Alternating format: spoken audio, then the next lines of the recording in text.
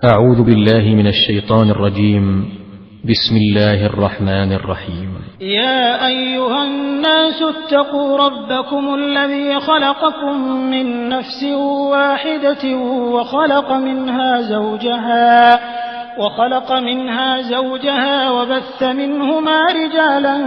كثيرا ونساء واتقوا الله الذي تساءلون به والأرحام إن الله كان عليكم رقيبا وآتوا اليتامى أموالهم ولا تتبدلوا الخبيث بالطيب ولا تأكلوا أموالهم إلى أموالكم إنه كان حوبا كبيرا وإن خفتم ألا تقسطوا في اليتامى فانكحوا ما طاب لكم من النساء مثنى وثلاث ورباع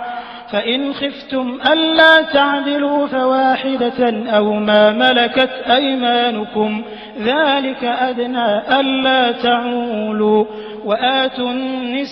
النساء صدقاتهن نحلة فإن طبن لكم عن شيء منه نفسا فكلوه هنيئا مريئا ولا تؤتوا السفهاء أموالكم التي جعل الله لكم قياما وارزقوهم فيها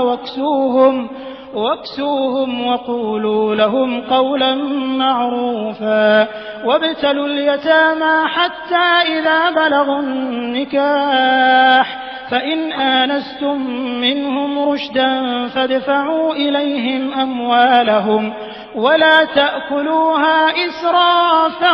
وبدارا أن يكبروا ومن كان غنيا فليستعفف ومن كان فقيرا فليأكل بالمعروف فإذا دفعتم إليهم أموالهم فأشهدوا عليهم وكفى بالله حسيبا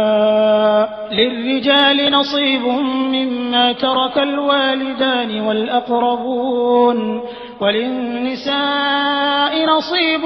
مما ترك الوالدان والأقربون مما قل منه أو كثر نصيبا مفروضا وإذا حضر القسمة أولو القربى واليتامى والمساكين فارزقوهم منه وقولوا لهم قولا معروفا وليخشى الذين لو تركوا من خلفهم ذرية ضعافا خافوا عليهم فليتقوا الله وليقولوا قولا سديدا إن الذين يأكلون أموال اليتامى ظلما إنما يأكلون في بطونهم نارا وسيصلون سعيرا يوصيكم الله في أولادكم للذكر مثل حظ الأنثيين فإن كن نساء فوق 2 فلهن ثلثا ما ترك وإن كانت واحدة فلها النصف ولأبويه لكل واحد منهما السدس مما ترك إن كان له ولد فإن لم يكن له ولد وورثه أبواه فلأمه الثلث فإن كان له إخوة فلأمه السدس من بعد وصية يوصي بها أو دين آباؤكم وأبناؤكم لا تدرون أيهم أقرب لكم نفعا فريضة من الله إن الله كان عليما حكيما ولكم نصف ما ترك أزواجكم إن لم يكن لهن ولد فإن كان لهن ولد فلكم الربع مما تركن من بعد وصية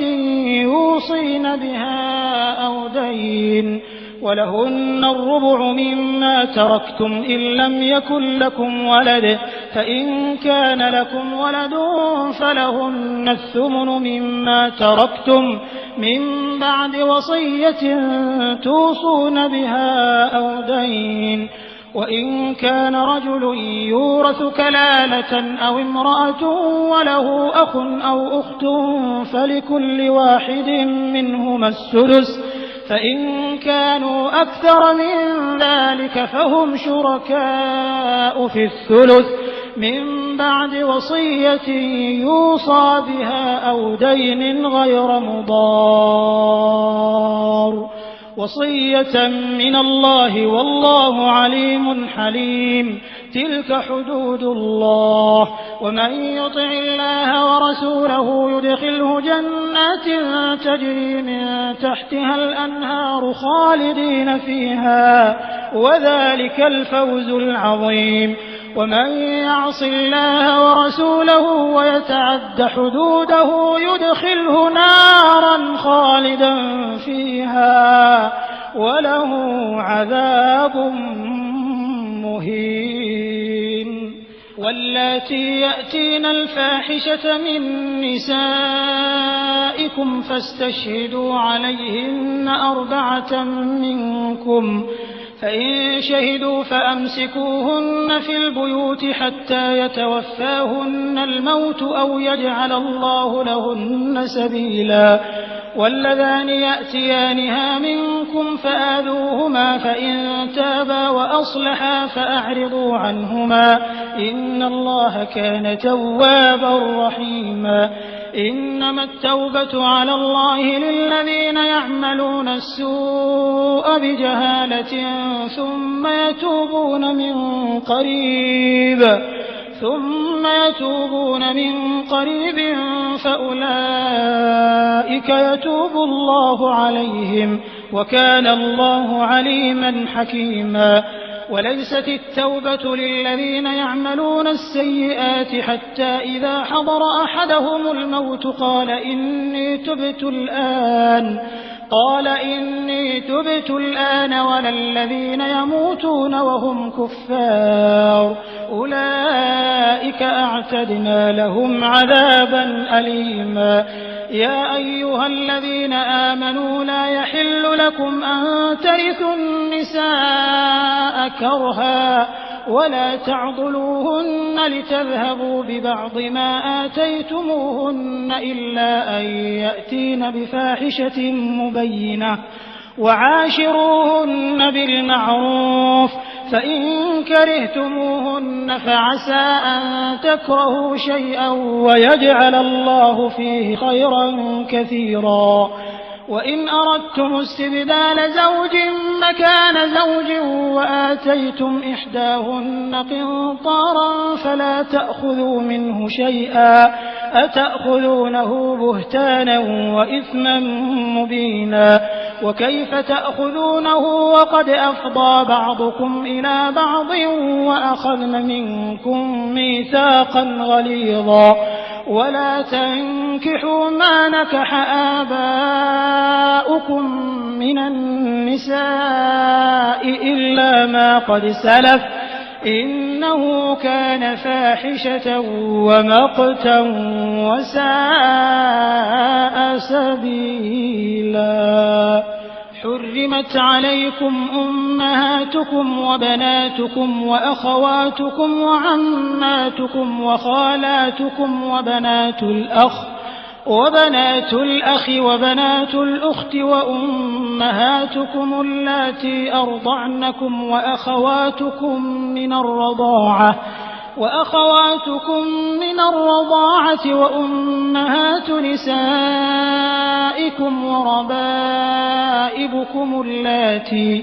وربائبكم اللاتي في حجوركم من نسائكم اللاتي دخلتم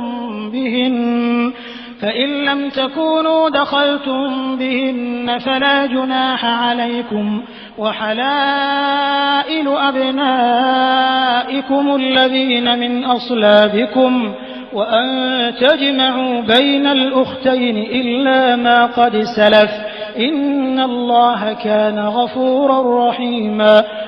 والمحصنات من النساء إلا ما ملكت أيمانكم كتاب الله عليكم،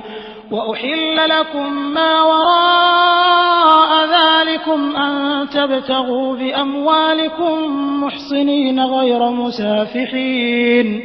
فما استمتعتم به منهن فآتوهن أجورهن فريضة، ولا جناح عليكم فيما تراضيتم به من بعد الفريضة، إن الله كان عليما حكيما. ومن لم يستطع منكم طولا أن ينكح المحصنات المؤمنات فمما ملكت أيمانكم من فتياتكم المؤمنات، والله أعلم بإيمانكم بعضكم من بعض، فانكحوهن بإذن أهلهن وآتوهن أجورهن بالمعروف محصنات غير مسافحات ولا متخذات أخدان، فإذا أحصن فإن أتين بفاحشة فعليهن نصف ما على المحصنات من العذاب، ذلك لمن خشي العنة منكم، وأن تصبروا خير لكم، والله غفور رحيم.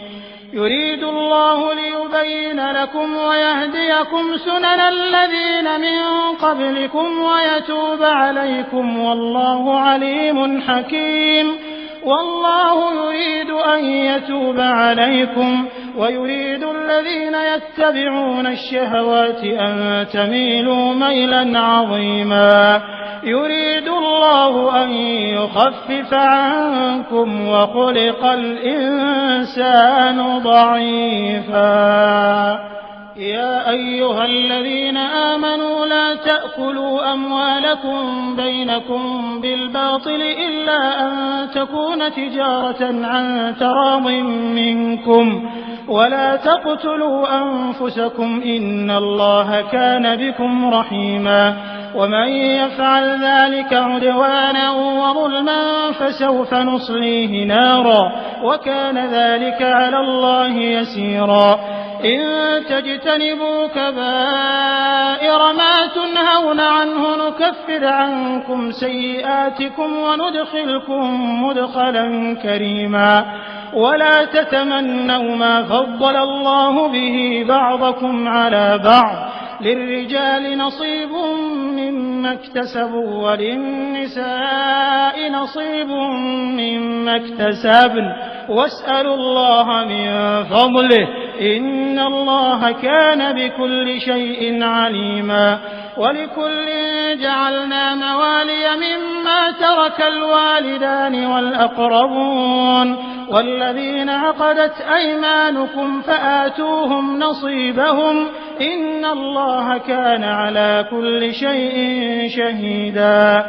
الرجال قوامون على النساء بما فضل الله بعضهم على بعض وبما أنفقوا من أموالهم، فالصالحات قانتات حافظات للغيب بما حفظ الله، واللاتي تخافون نشوزهن فعظوهن واهجروهن في المضاجع واضربوهن، فإن أطعنكم فلا تبغوا عليهن سبيلا إن الله كان عليا كبيرا. وإن خفتم شقاق بينهما فابعثوا حكما من أهله وحكما من أهلها إن يريدا إصلاحا يوفق الله بينهما إن الله كان عليما خبيرا.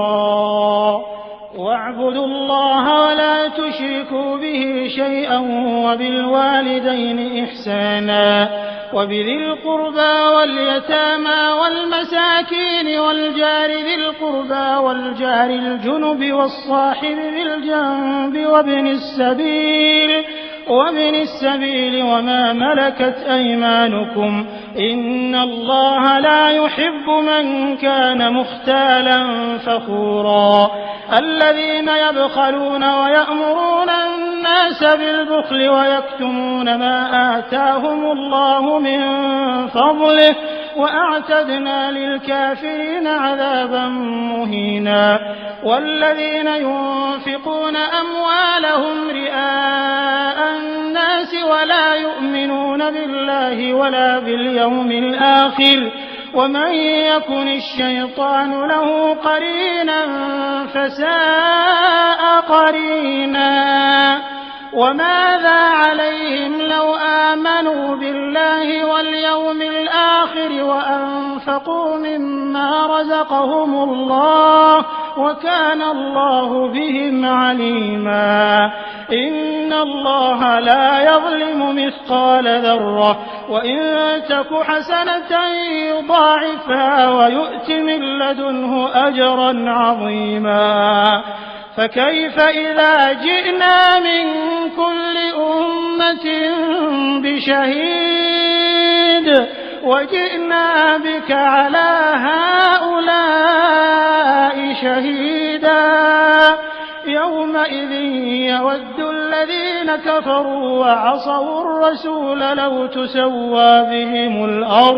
لو تسوى بهم الأرض ولا يكتمون الله حديثا يا أيها الذين آمنوا لا تقربوا الصلاة وأنتم سكارى حتى تعلموا ما تقولون ولا جنبا إلا عابري سبيل حتى تغتسلوا وإن كنتم مرضى أو على سفر أو جاء أحد منكم من الغائط أو لامستم النساء فلم تجدوا ماء فتيمموا صعيدا طيبا فامسحوا بوجوهكم وأيديكم إن الله كان عفوا غفورا ألم تر إلى الذين أوتوا نصيبا من الكتاب يشترون الضلالة ويريدون أن تضلوا السبيل والله أعلم بأعدائكم وكفى بالله وليا وكفى بالله نصيرا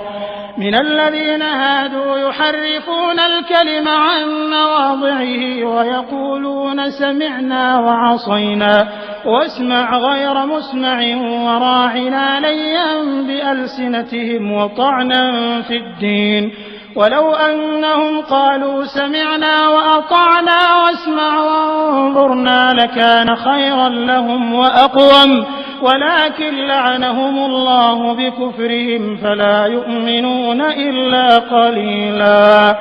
يا أيها الذين أوتوا الكتاب آمنوا بما نزلنا مصدقا لما معكم من قبل أن نطمس وجوها فنردها على أدبارها أو نلعنهم كما لعنا أصحاب السبت وكان أمر الله مفعولا إن الله لا يغفر أن يشرك به ويغفر ما دون ذلك لمن يشاء ومن يشرك بالله فقد افترى إثما عظيما ألم تر إلى الذين يزكون أنفسهم بل الله يزكي من يشاء ولا يظلمون فتيلا انظر كيف يفترون على الله الكذب وكفى به إثما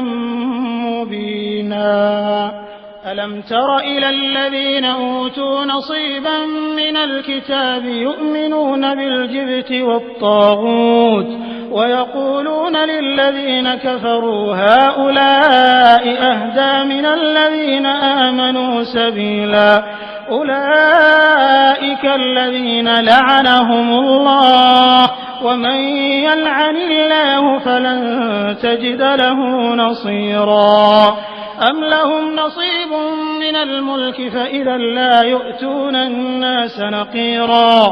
أم يحسدون الناس على ما آتاهم الله من فضله فقد آتينا آل إبراهيم الكتاب والحكمة وآتيناهم ملكا عظيما فمنهم من آمن به ومنهم من صد عنه وكفى بجهنم سعيرا إن الذين كفروا بآياتنا سوف نصليهم نارا كلما نضجت جلودهم بدلناهم جلودا غيرها ليذوقوا العذاب إن الله كان عزيزا حكيما والذين آمنوا وعملوا الصالحات سندخلهم جنات تجري من تحتها الأنهار خالدين فيها أبدا لهم فيها أزواج مطهرة وندخلهم ظلا ظليلا إن الله يأمركم أن تؤدوا الأمانات إلى أهلها وإذا حكمتم بين الناس أن تحكموا بالعدل إن الله نعما يعظكم به إن الله كان سميعا بصيرا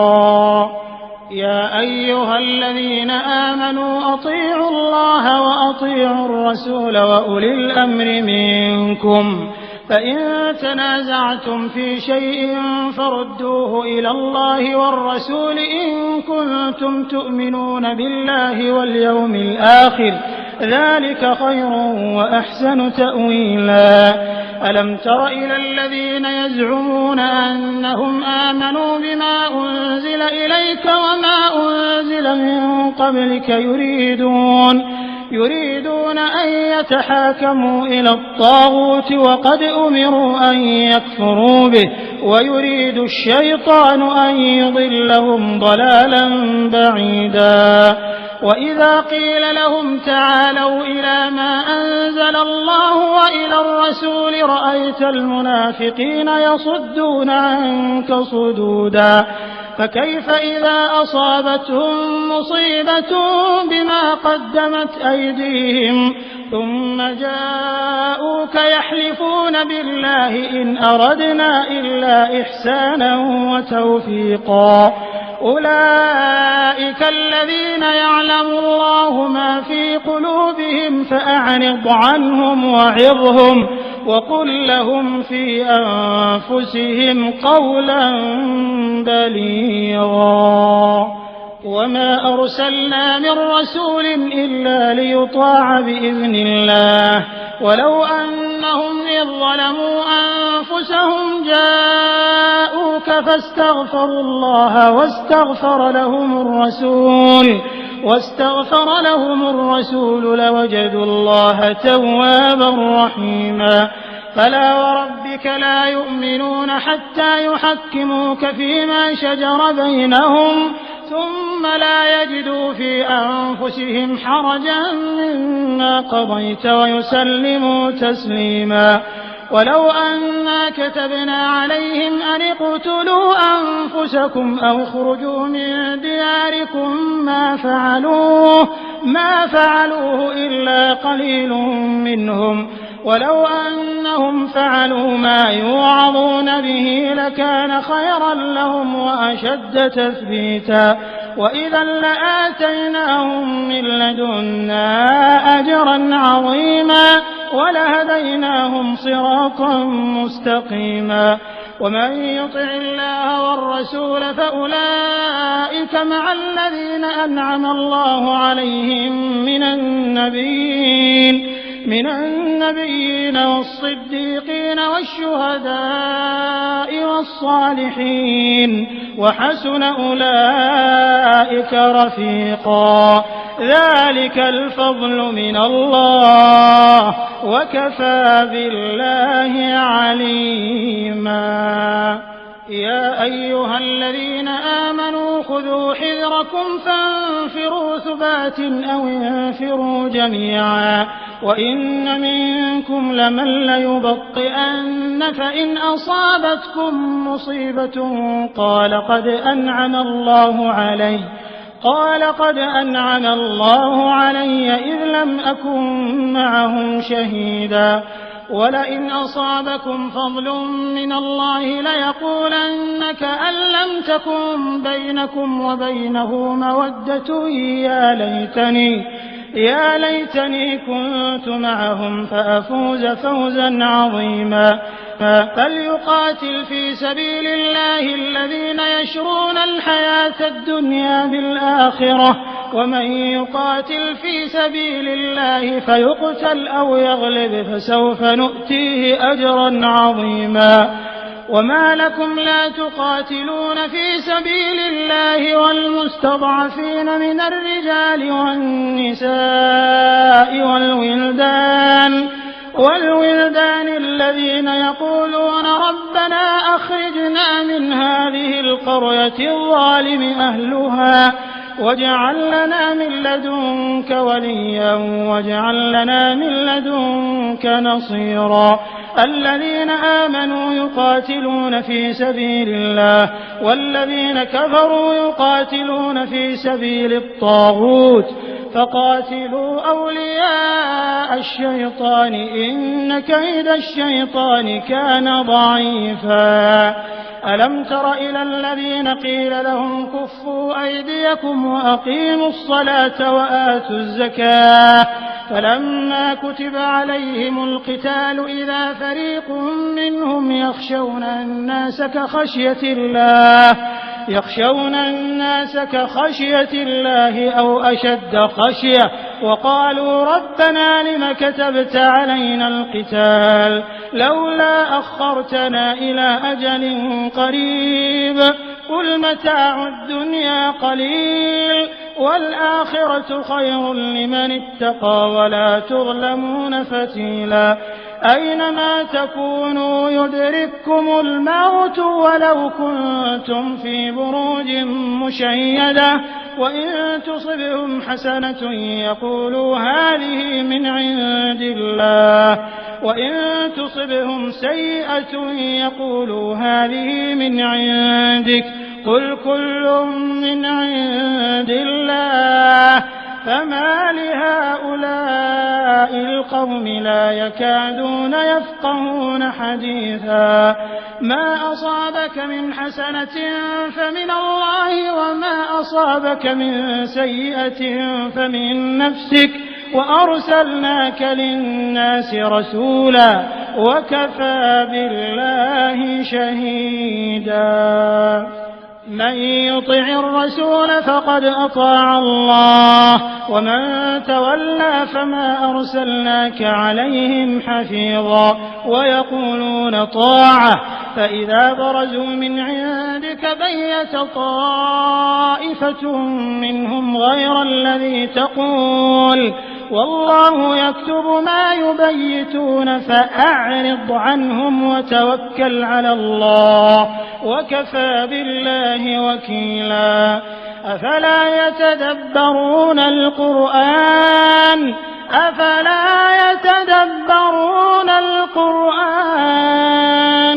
ولو كان من عند غير الله لوجدوا فيه اختلافا كثيرا وإذا جاءهم أمر من الأمن أو الخوف أذاعوا به ولو ردوه إلى الرسول وإلى أولي الأمر منهم لعلمه الذين يستنبطونه منهم ولولا فضل الله عليكم ورحمته لاتبعتم الشيطان إلا قليلا فقاتل في سبيل الله لا تكلف إلا نفسك وحرض المؤمنين عسى الله أن يكف بأس الذين كفروا والله أشد بأسا وأشد تنكيلا من يشفع شفاعة حسنة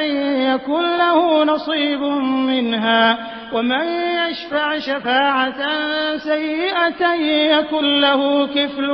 منها وكان الله على كل شيء مقيتا وإذا حييتم بتحية فحيوا بأحسن منها أو ردوها إن الله كان على كل شيء حسيبا الله لا إله إلا هو ليجمعنكم إلى يوم القيامة لا ريب فيه ومن أصدق من الله حديثا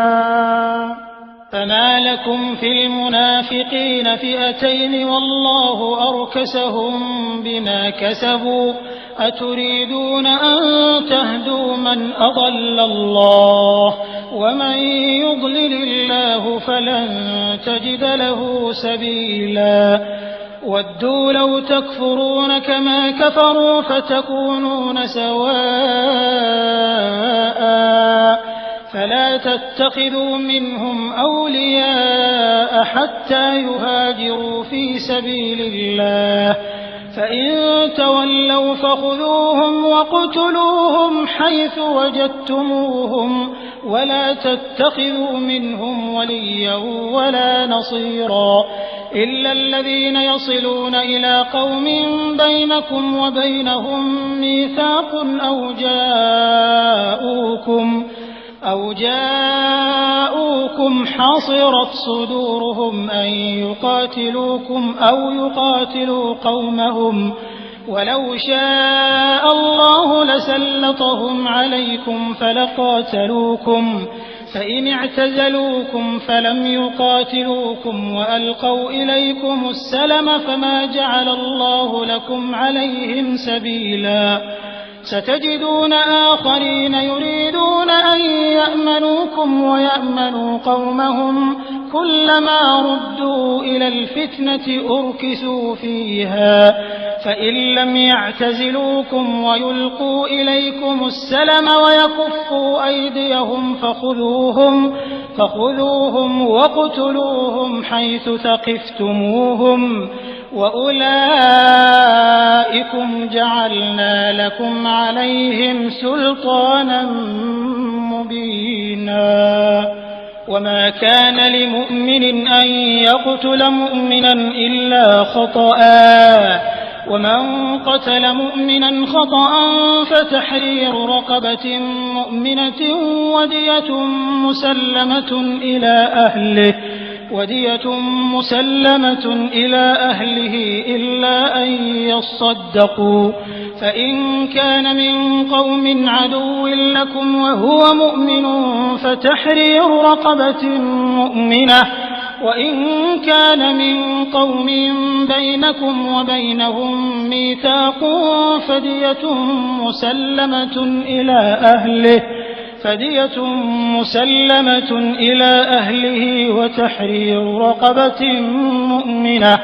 فمن لم يجد فصيام شهرين متتابعين توبة من الله وكان الله عليما حكيما ومن يقتل مؤمنا متعمدا فجزاؤه جهنم خالدا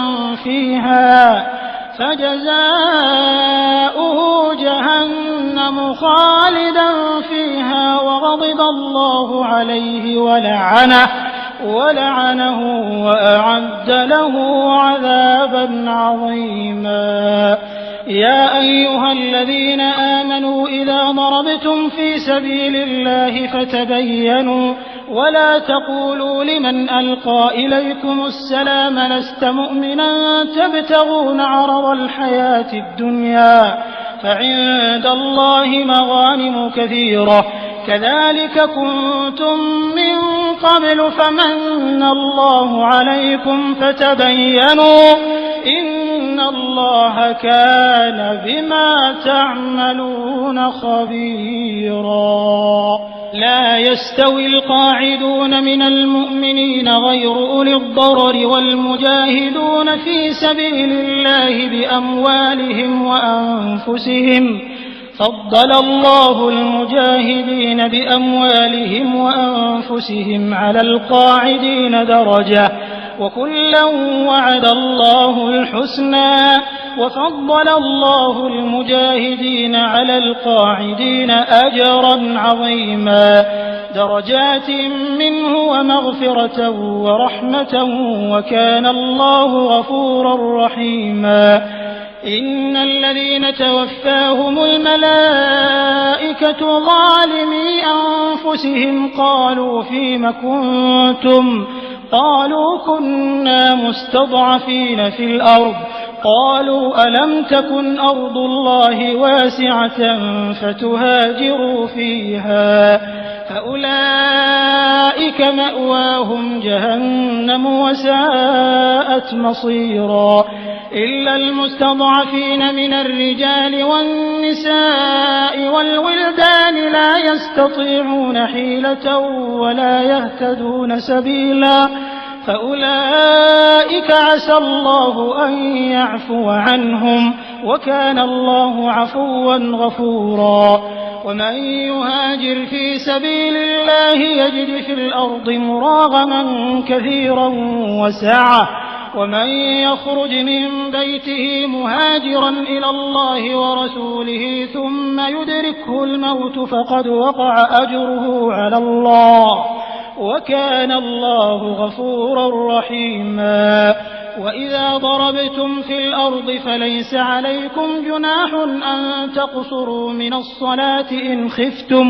إن خفتم أن يفتنكم الذين كفروا إن الكافرين كانوا لكم عدوا مبينا. وإذا كنت فيهم فأقمت لهم الصلاة فلتقم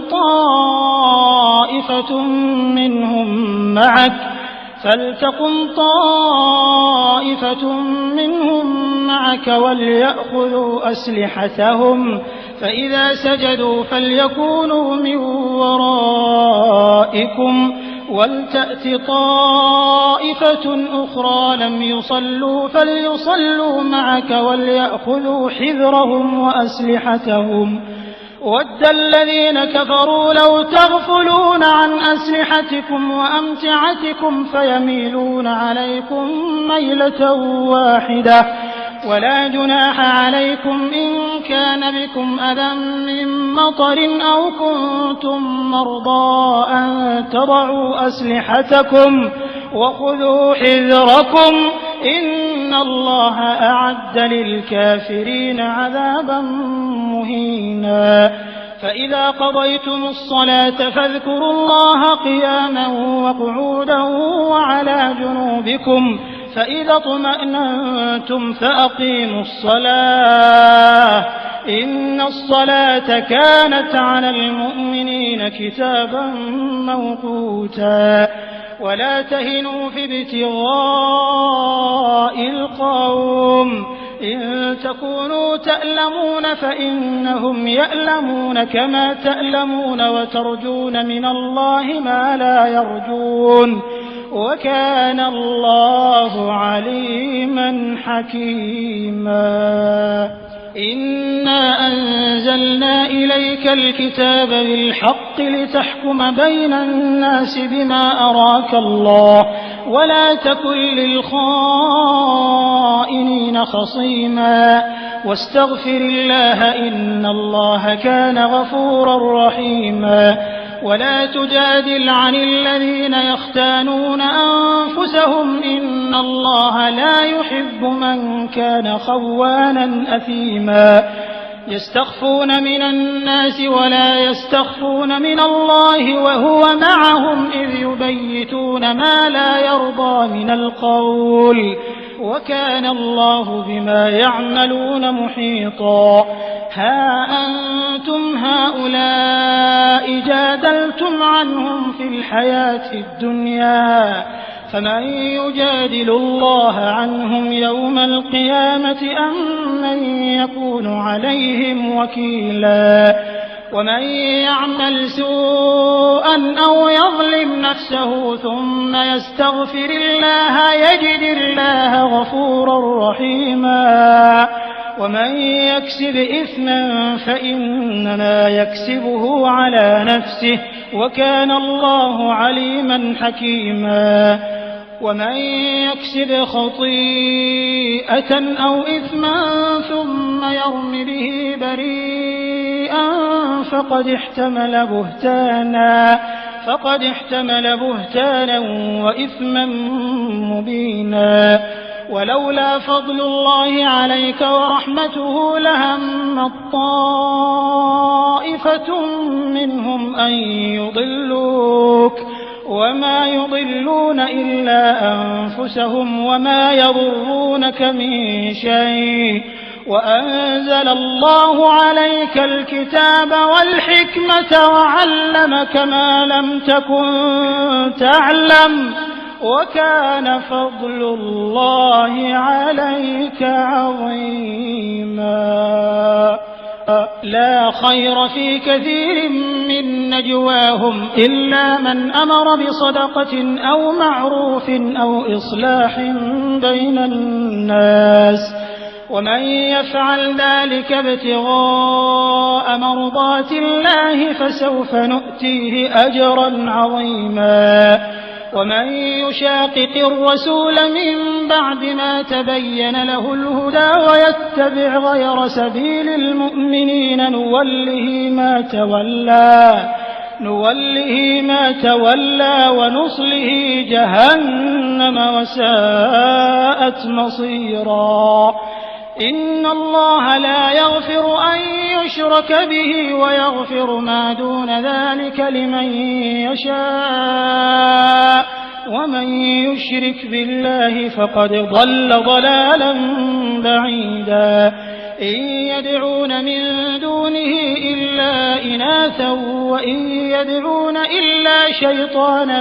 مريدا لعنه الله وقال لأتخذن من عبادك نصيبا مفروضا ولأضلنهم ولأمنينهم ولآمرنهم فليبتكن آذان الأنعام ولآمرنهم فليغيرن خلق الله ومن يتخذ الشيطان وليا من دون الله فقد خسر خسرانا مبينا يعدهم ويمنيهم وما يعدهم الشيطان إلا غرورا أولئك مأواهم جهنم ولا يجدون عنها محيصا والذين آمنوا وعملوا الصالحات سندخلهم جنات تجري من تحتها الأنهار خالدين فيها أبدا وعد الله حقا ومن أصدق من الله قيلا ليس بأمانيكم ولا أماني أهل الكتاب من يعمل سوءا يجز به ولا يجد له من دون الله وليا ولا نصيرا ومن يعمل من الصالحات من ذكر أو أنثى وهو مؤمن فأولئك يدخلون الجنة ولا يظلمون نقيرا ومن أحسن دينا ممن أسلم وجهه لله وهو محسن واتبع ملة إبراهيم حنيفا واتخذ الله إبراهيم خليلا ولله ما في السماوات وما في الأرض وكان الله بكل شيء محيطا ويستفتونك في النساء قل الله يفتيكم فيهن وما يتلى عليكم في الكتاب في يتامى النساء اللاتي لا تؤتونهن ما كتب لهن وترغبون أن تنكحوهن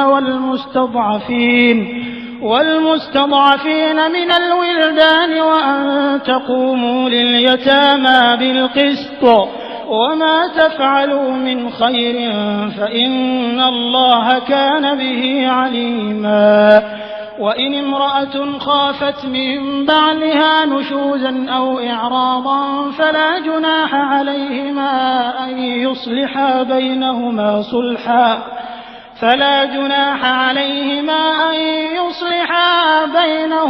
صلحا والصلح خير وأحضرت الأنفس الشح وإن تحسنوا وتتقوا فإن الله كان بما تعملون خبيرا ولن تستطيعوا أن تعدلوا بين النساء ولو حرصتم فلا تميلوا كل الميل فتذروها كالمعلقة وإن تصلحوا وتتقوا فإن الله كان غفورا رحيما وإن يتفرقا يغن الله كلا من سعته وكان الله واسعا حكيما ولله ما في السماوات وما في الأرض ولقد وصينا الذين أوتوا الكتاب من قبلكم وإياكم أن اتقوا الله وإن تكفروا فإن لله ما في السماوات وما في الأرض وكان الله غنيا حميدا ولله ما في السماوات وما في الأرض وكفى بالله وكيلا إن يشأ يذهبكم أيها الناس ويأت بآخرين وكان الله على ذلك قديرا من كان يريد ثواب الدنيا فعند الله ثواب الدنيا والآخرة وكان الله سميعا بصيرا يا أيها الذين آمنوا كونوا قوامين بالقسط شهداء لله ولو على أنفسكم أو الوالدين والأقربين إن يكن غنيا أو فقيرا فالله أولى بهما فلا تتبعوا الهوى أن تعدلوا وإن تلووا أو تعرضوا فإن الله كان بما تعملون خبيرا يا أيها الذين آمنوا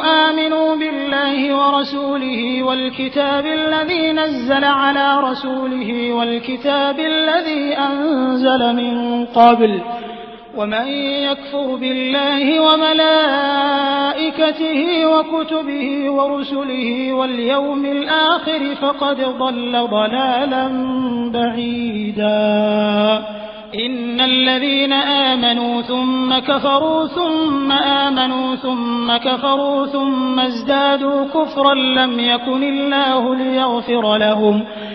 يكن الله ليغفر لهم ولا ليهديهم سبيلا بشر المنافقين بأن لهم عذابا أليما الذين يتخذون الكافرين أولياء من دون المؤمنين أيبتغون عندهم العزة فإن العزة لله جميعا وقد نزل عليكم في الكتاب أن إذا سمعتم آيات الله يكفر بها ويستهزأ بها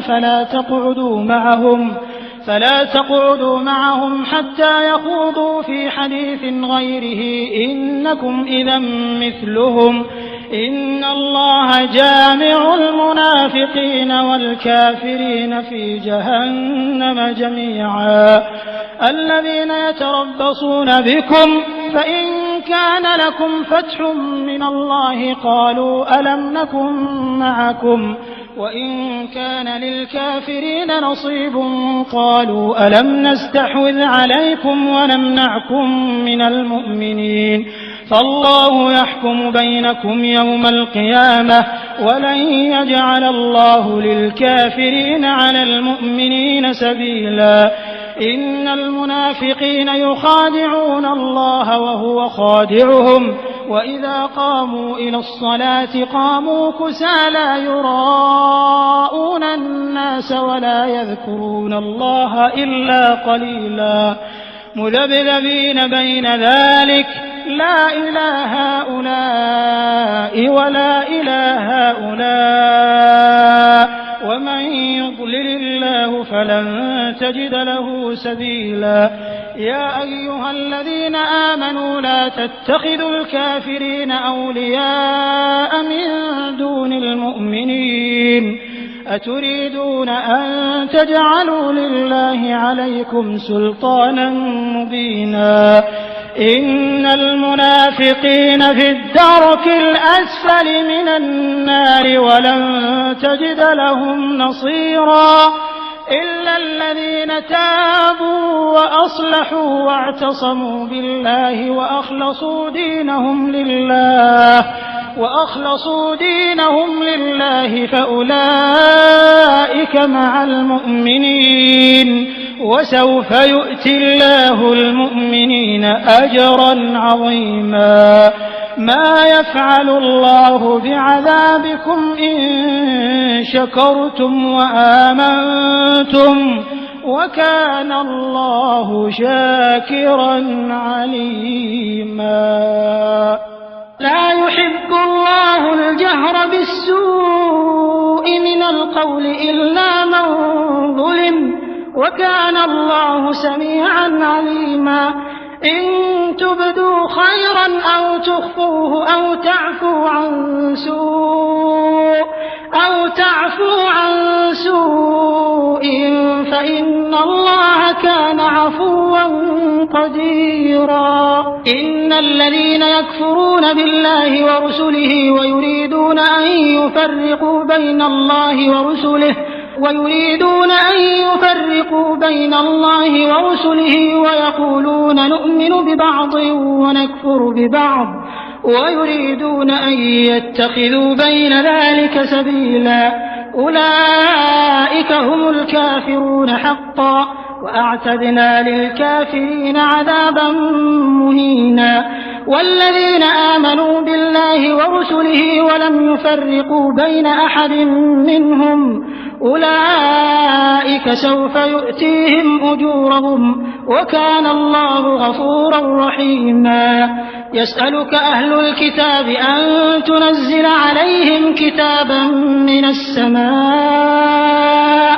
فقد سألوا موسى أكبر من ذلك فقالوا أرنا الله جهرة فأخذتهم الصاعقة بظلمهم ثم اتخذوا العجل من بعد ما جاءتهم البينات فعفونا عن ذلك وآتينا موسى سلطانا مبينا ورفعنا فوقهم الطور بميثاقهم وقلنا لهم ادخلوا الباب سجدا وقلنا لهم لا تعدوا في السبت وأخذنا منهم ميثاقا غليظا فبما نقضهم ميثاقهم وكفرهم بآيات الله وقتلهم الأنبياء بغير حق وقولهم قلوبنا غلف بل طبع الله عليها بكفرهم فلا يؤمنون إلا قليلا وبكفرهم وقولهم على مريم بهتانا عظيما وقولهم إنا قتلنا المسيح عيسى ابن مريم رسول الله وما قتلوه وما صلبوه ولكن شبه لهم وإن الذين اختلفوا فيه لفي شك منه ما لهم به من علم إلا اتباع الظن وما قتلوه يقينا بل رفعه الله إليه وكان الله عزيزا حكيما وإن من أهل الكتاب إلا ليؤمنن به قبل موته ويوم القيامة يكون عليهم شهيدا. فبظلم من الذين هادوا حرمنا عليهم طيبات أحلت لهم وبصدهم عن سبيل الله كثيرا وأخذهم الربا وقد نهوا عنه وأكلهم أموال الناس بالباطل وأعتدنا للكافرين منهم عذابا أليما. لكن الراسخون في العلم منهم والمؤمنون يؤمنون بما أنزل إليك وما أنزل من قبلك والمقيمين الصلاة والمؤتون الزكاة والمؤمنون بالله واليوم الآخر أولئك سنؤتيهم أجرا عظيما. إنا أوحينا إليك كما أوحينا إلى نوح والنبيين من بعده وأوحينا إلى إبراهيم وإسماعيل وإسحاق ويعقوب والأسباط وعيسى وأيوب ويونس وهارون وسليمان وآتينا داود زبورا ورسلا قد قصصناهم عليك من قبل ورسلا لم نقصصهم عليك وكلم الله موسى تكليما. رسلا مبشرين ومنذرين لئلا يكون للناس على الله حجة بعد الرسل وكان الله عزيزا حكيما. لكن الله يشهد بما أنزل إليك أنزله بعلمه والملائكة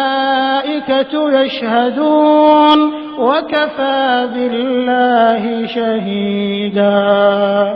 إن الذين كفروا وصدوا عن سبيل الله قد ضلوا ضلالا بعيدا. إن الذين كفروا وظلموا لم يكن الله ليغفر لهم ولا ليهديهم طريقا إلا طريق جهنم خالدين فيها أبدا وكان ذلك على الله يسيرا.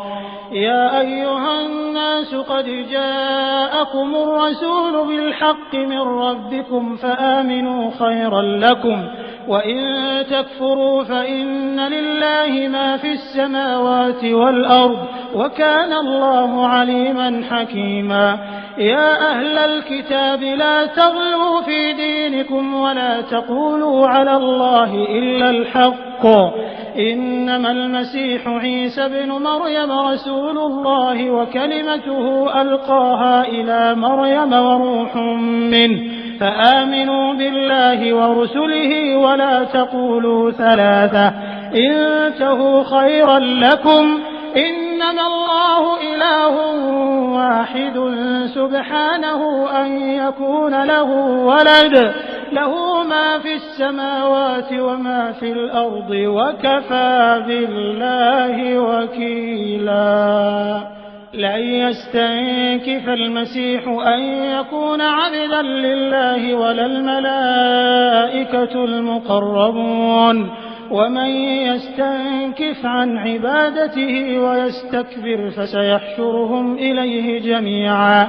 فأما الذين آمنوا وعملوا الصالحات فيوفيهم أجورهم ويزيدهم من فضله وأما الذين استنكفوا واستكبروا فيعذبهم عذابا أليما ولا يجدون لهم من دون الله وليا ولا نصيرا.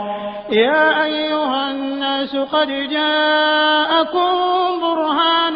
من ربكم وأنزلنا إليكم نورا مبينا. فأما الذين آمنوا بالله واعتصموا به فسيدخلهم في رحمة منه وفضل ويهديهم إليه صراطا مستقيما. يستفتونك قل الله يفتيكم في الكلالة إن امرؤ هلك ليس له ولد وله أخت فلها نصف ما ترك وهو يرثها إن لم يكن لها ولد فإن كانت اثنتين فلهما الثلثان مما ترك وإن كانوا إخوة رجالا ونساء فللذكر مثل حظ الأنثيين يبين الله لكم أن تضلوا والله بكل شيء عليم.